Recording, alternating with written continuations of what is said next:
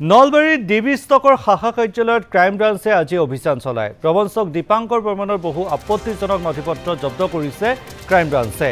দীপাংকৰে নলবাৰীৰ ৰাইজৰ পৰা লুটিছিল কোটি কোটি টকা। এই বৃহৎ ধন সংগ্ৰহ কৰাৰ ক্ষেত্ৰত সহায় কৰিছিল বিশ্বজিৎ বৰ্মন নামৰ এজনে। প্ৰবঞ্চক দীপাংকৰৰ বৰদেউতাকৰ পুত্ৰ হৈছে বিশ্বজিৎ বৰ্মন। কাঠ মিস্ত্ৰীকে ধৰি ঠেলা চালক ই ৰিক্সা চালকৰ পৰাও লুটিছিল ধন। কোনোজনৰ পৰা ৫ লাখ, আন কোনোবাজনৰ পৰা ২ লাখ টকা পৰ্যন্ত লুটিছিল দীপাংকৰ বৰ্মনে। অধিক মুনাফা লাভৰ আশাৰে ধন লুটৰ জাল মেলিছিল বিশ্বজিৎ বৰ্মনে। কাৰ্যালয়টোৰ পৰা বহু গোপন তথ্য লাভ কৰিছে ক্ৰাইম ব্ৰাঞ্চৰ দলে, কিন্তু বৰ্তমানো আৰক্ষীয়ে সন্ধান উলিয়াব পৰা নাই দীপাংকৰৰ। কাৰ্যালয়টোত থকা নথিপত্ৰসমূহ তন্ন তন্নকৈ পৰীক্ষা কৰিছে দলটোৱে। ৭,০০০ কোটি টকা লুণ্ঠনৰ অভিযোগ আছে দীপাংকৰ বৰ্মনৰ, আৰু দীপাংকৰ বৰ্মন বৰ্তমানলৈকে পলাতক হৈ আছে। ক'ত আত্মগোপন কৰি আছে কোনো ধৰণৰ তথ্য এই মুহূৰ্তলৈকে অসম আৰক্ষীয়ে লাভ কৰিবলৈ সক্ষম হোৱা নাই। আৰু তাৰ মাজতে দেখিবলৈ পোৱা গৈছে নলবাৰীত ডিবি ষ্টকৰ শাখা কাৰ্যালয়ত আজি ক্ৰাইম ব্ৰাঞ্চে অভিযান চলাইছে, আৰু সেই অভিযানত দীপাংকৰ বৰ্মনৰ বহু আপত্তিজনক নথিপত্ৰ জব্দ কৰিছে। দীপাংকৰে নলবাৰীৰ ৰাইজৰ পৰা লুটিছিল কোটি কোটি টকা। এই বৃহৎ ধন সংগ্ৰহ কৰাৰ ক্ষেত্ৰত সহায় কৰিছিল বৰদেউতাকৰ পুত্ৰ বিশ্বজিৎ বৰ্মনে। আৰু বিশ্বজিৎ বৰ্মনে বিভিন্ন জনৰ পৰা আচলতে ধন সংগ্ৰহ কৰিছিল। সেয়া লাগিলে কাঠ মিস্ত্ৰীয়ে হওক, ঠেলা চালকেই হওক, ই ৰিক্সাই হওক, তেওঁলোকৰ ই ৰিক্সা চালকৰ পৰাই হওক, তেওঁলোকৰ পৰা বহু ধন লুটিছিল বুলি জানিব পৰা গৈছে। কোনোজনৰ পৰা যদি ৫ লাখ টকা লুটিছিল, আন কোনোজনৰ পৰা ২ লাখ পৰ্যন্ত লুট কৰিছিল বিশ্বজিৎ বৰ্মনে। অধিক মুনাফা লাভৰ আশাৰে ধন লুটৰ জাল মেলিছিল দীপাংকৰ বৰ্মনৰ বৰদেউতাকৰ পুত্ৰ বিশ্বজিৎ বৰ্মনে। আৰু সেই তথ্য পোহৰলৈ অহাৰ পিছতে আজি ডিবি ষ্টকৰ নলবাৰী শাখা কাৰ্যালয়ত ক্ৰাইম ব্ৰাঞ্চে অভিযান চলাইছিল, আৰু সেই অভিযানতে বহু গোপন তথ্য লাভ কৰিছে ক্ৰাইম ব্ৰাঞ্চৰ দলটোৱে, কিন্তু বৰ্তমানো আৰক্ষীয়ে সন্ধান উলিয়াব পৰা নাই দীপাংকৰ বৰ্মনৰ। আৰু এই সন্দৰ্ভত চাওঁ হওক আমাৰ সাংবাদিক মুজিবুৰ ৰহমানৰ এক প্ৰতিবেদন। প্ৰখৰ আজি গৰম, আৰু নলবাৰীত ৪২ ডিগ্ৰী চেলচিয়াছ, আৰু এই গৰমৰ মাজতে গুৱাহাটী মহানগৰ আৰক্ষীয়ে নলবাৰীৰ ডিবি ষ্টকত অভিযান চলাইছিল। দীপাংকৰ বৰ্মন যিগৰাকী প্ৰবঞ্চক, মহাপ্ৰবঞ্চক, এই দীপাংকৰ বৰ্মনৰ নলবাৰীৰ শাখা কাৰ্যালয় জাপাৰগুছিত অভিযান চলাইছিল। তেওঁৰ কাৰ্যালয়ত তন্ন তন্নকৈ পৰীক্ষা কৰিছিল সমগ্ৰ নথিপত্ৰ, আৰু বিভিন্ন নথিপত্ৰ ইতিমধ্যে মহানগৰ আৰক্ষীয়ে লৈ গৈছে ইয়াৰ পৰা। আচলতে যিগৰাকী মহাপ্ৰবঞ্চক পলাই আছে দীপাংকৰ বৰ্মনে, দীপাংকৰ বৰ্মনক পূৰ্ণৰূপে সহযোগ কৰিছিল তেওঁৰে বৰদেউতাকৰ ল'ৰা বিশ্বজিৎ বৰ্মনে। আৰু বিশ্বজিৎ বৰ্মনে নলবাৰীকে ধৰি এই অঞ্চলৰ বৃহত্তৰ অঞ্চলৰ খাতি খোৱা মানুহৰ পইচাবোৰ তুলিছিল।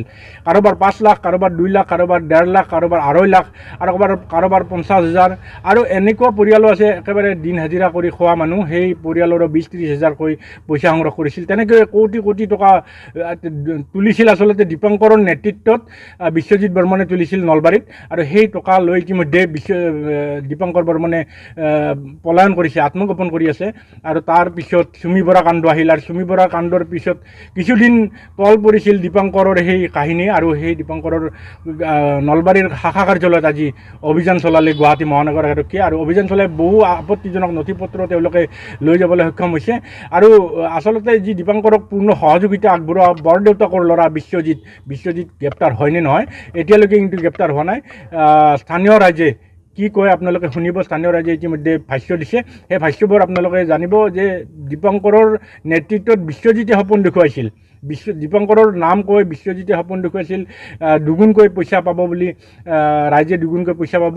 তাৰমানে আচলতে মাহেকত ৭% ধন দিয়াৰ, ওপৰঞ্চি ধন দিয়াৰ সপোন দেখুৱাইছিল সাধাৰণ মানুহক। আৰু সেই সপোন দেখি সাধাৰণ মানুহবোৰে ভুল গৈছিল, আৰু বহুতে খাতি খোৱা মানুহে ধাৰলৈ আনি হ'লেও তাত পইচা দিছিল। পইচা হেৰি আছিল, দেউলিত আছিল, যেতিয়া উদ্বোধন কৰি তেতিয়া আছিল। তাৰপিছত এটা অনুমান আমাৰ এইখিনিত ১.৫ কোটিমান আছে নেকি। এইখিনিতে ১.৫ কোটিমান টকা আছে। আপোনালোকে ইনভেষ্ট কৰিছিল নেকি? আছিল। আপোনাৰো ইনভেষ্ট আছিল নেকি? কিমান মান আছিল আপোনালোকৰ? অলপ আছিল। কিমান মান আছিল ক'ব পাৰে নেকি? হেৰি ৩ লাখ। কিমান টকা পাইছিলে ৩ লাখত? লাখত এতিয়া ৭,০০০ দিছিল। লাখত ৭,০০০ টকা দিছিলে। ইয়াতে সকলোৱে পাইছিলে নেকি? পাইছিলে। হয়তো কোনোবাই এইটো একমাহ পিছত নাপালে, কিন্তু পাই আছে। এমাহ ২ মাহ দিছিলে। কিমান দিনৰ পৰা কাৰ্যালয়টো বন্ধ হৈছিল?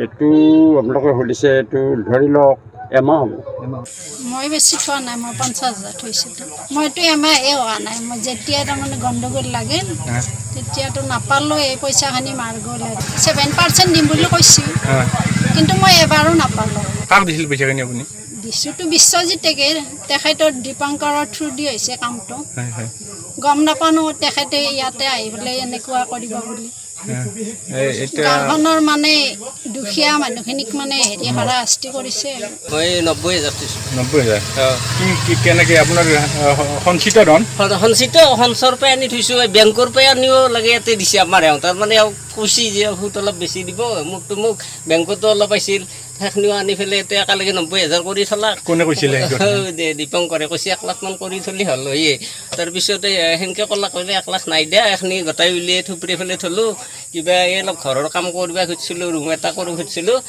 বোলো বাৰিষা কৰিব নহ'লে খল্লি মেহা কৰিব সেইটো বুলি ইয়াতে থৈ দিলে ক'ৰবাত 4-5 মাহ থকাৰ পিছত উলিয়াই নিম উলিয়াই কাম কৰিম তাৰপিছততো হেৰি হ'ল বেংকটো বন্ধ হৈ গ'ল প্ৰবীণৰ ল'ৰাই ফোন কৰি কৈছে তুমি অলপ পইচা থোৱাতে মই কিবা এটা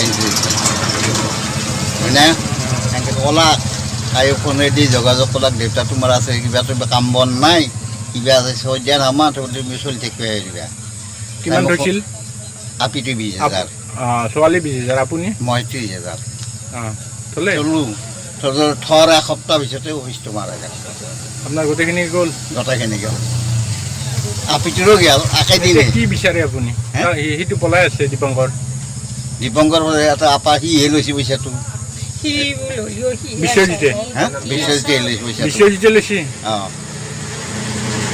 পইচা লৈছে বিশ্বজিতে মোৰ 90,000 আপোনাৰ 90,000 কোনে লৈছিল পইচাটো হেৰি সৰু বিশ্বজিতে লৈছিল বিশ্বজিত আৰু ছোৱালী এটা আমাৰ ভৰ্তি যে নাইকিয়া হয় বিশ্বজিত ইয়াৰ কি হয় দীপংকৰৰ ভাত বৰদেউতাকৰ ল'ৰা আপোনাৰ 90,000 কি কৰে মালিকে মিস্ত্ৰী প্ৰদীপ বৰ্মন বুলি যি ক'লাক তেতিয়া লাগিব সেনেকৈ মই বোলো ইয়াতে থলি 2 পইচা লাভ হ'ব এতিয়া কাম বন কৰিব নোৱাৰে কিবাকৈ চলিব পাৰিম বিশ্বজিতৰ দ্বাৰাই আমি হেৰি লেখা পঢ়া কৰা গৈছে এটা ছোৱালী আছিল কিমান 30,000 থৈছে কি নাম তেখেতৰ বাসুদেৱ বৰ্মন